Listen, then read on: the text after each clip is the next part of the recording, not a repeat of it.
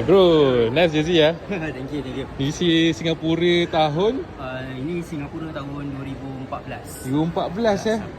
Dah 10 tahun. Oh, 12 tahun dah. Betul. Kenapa pilih jersey Singapura?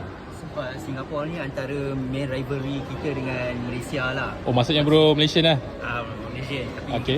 kita sokong dia antara sesama Asia kita. Alright. So, antara favourite player Singapura Antara favourite player Singapura tahun ni lah, tahun ni. tahun 2014 ni lah. Khairul Amri dengan Syarif Ishak.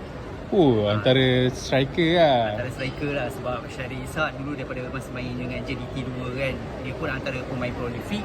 Dan juga Khairul Amri tak silap masa tu dengan Felda United. Felda? Felda. Dia kejap main Felda? Dia main Felda tapi tak ingat 2018 rasanya. Yang saya tahu dia main dengan Lions. Betul. Dengan masa tu dengan Lions. Nombor 19 kan?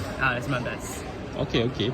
So memang fan Singapura ataupun pernah pergi Singapura ke tengok bola ke? Sentiasa pergi Singapura. Sentiasa pergi Singapura. Tengok kita hadir support kawan-kawan dekat sana semua. Macam kawan-kawan lah. Macam kawan-kawan lah.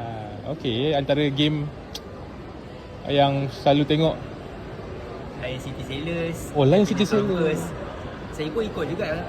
Saya pun follow up juga S-League. S-League pun follow ke? Follow. So antara club yang you suka? Lion dan juga Tampines lah. Tampines Rovers. Tapi yang boleh kata Hugang United pun power juga. Banyak ya. Tapi club dia orang pun tak banyak pun. Banyak pun.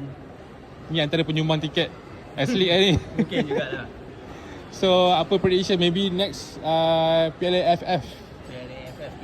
Dia tak satu grup dengan Malaysia kan. Tapi kalau nak dibandingkan, cuma harapkan perubahan yang terbaik lah untuk Singaporean semua kan. Nak lagi tengah Indonesia sekarang tengah up. Dengan ada lagi pemain warisan diorang semua yang baru. Hope all Singaporean give the best. Ataupun maybe nanti Piala Asia bro akan pergi ke sana? InsyaAllah tengok dulu. Betul. Tapi apa pun kita fokus pada Malaysia dulu. Alright. Okay, thank you bro. Right. Okay.